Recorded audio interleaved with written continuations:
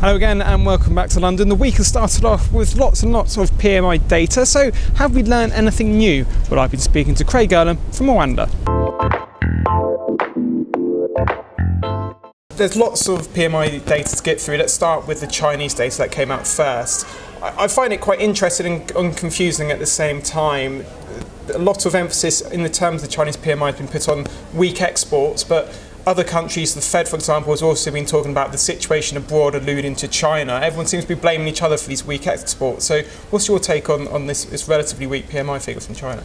Well, I think there's a couple of issues really with it. The first one, yes, there is weak exports, so there's weak global demand as well. So China can't solely be blamed for these weak exports. I think the issue that we have with China is that they have talked about moving towards this more services, consumer-driven economy, which would mean that we would start to see this pull off in the export numbers because they're not focused as much on manufacturing anymore. And if the services sector was performing badly and if there was more consumer demand at home, I don't think there would be such an emphasis on it. But the fact that these other areas of the economy are taking longer to manoeuvre towards this services-driven economy, what we're effectively seeing is slower growth than they were previously anticipating. So again, automatically, this extra emphasis goes on the manufacturing sector because we're seeing all this monetary easing and because this has been the thing that's stabilised and helped the country to achieve such strong growth rates before. So what do you think the Chinese policymakers do? There's talk of another rate cut, but then again, China's very carefully trying to manage its housing situation.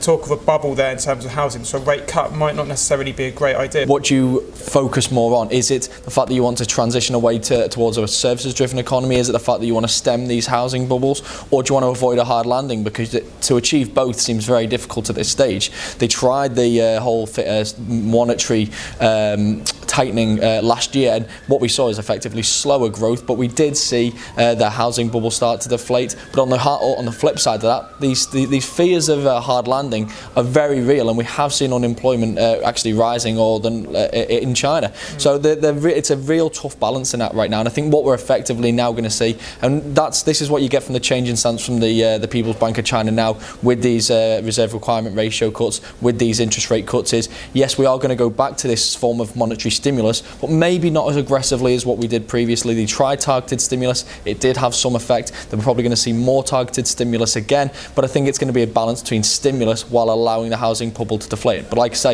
it's an extremely tough balancing act, and I think that's why we're seeing the repercussions now. Yeah. What about the situation in terms of the Eurozone? It's pretty interesting to me. The periphery in terms of PMIs seems to be going strongly, the core not so strongly. I keep looking at France. I've been saying this for years. The French economy looks in big trouble, and the French PMI data was very weak. Well, I think what we're seeing here with the periphery, for example, is we've seen so many years of austerity, we've seen so many years of reforms that they are now starting to regain competitiveness. They are reaping what they sow effectively. All this discipline that they tried to instill back into the economy, they are now reaping the rewards. And again, they're also coming from a very low base. If you're seeing such falling growth for this amount of time and you're seeing all this austerity, eventually you are going to regain competitiveness when you've attacked it so harshly as they did.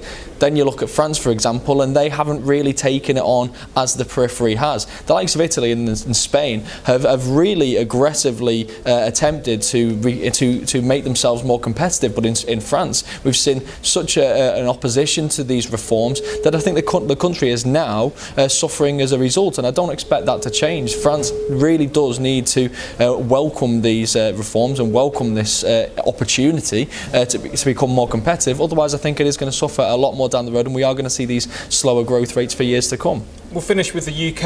It seems the UK PMI indicates that it's a bit of a basket case situation at the moment here, because we have all that certainty, but the PMI number only just came off those multi-month lows.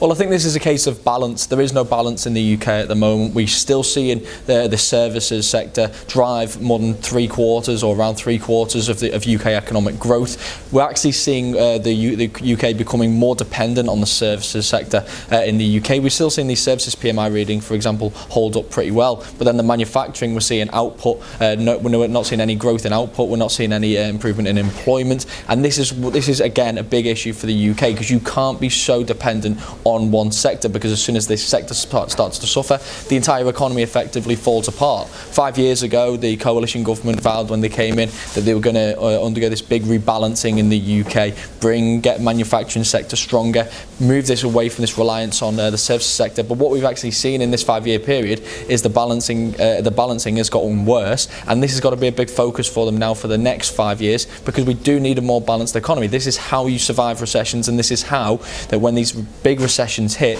you're able to keep unemployment up, because you've got different areas which can help support your economy. Well, thank you to Craig. Stay tuned for more interviews and analysis, including on the OPEC summit. But for now, goodbye.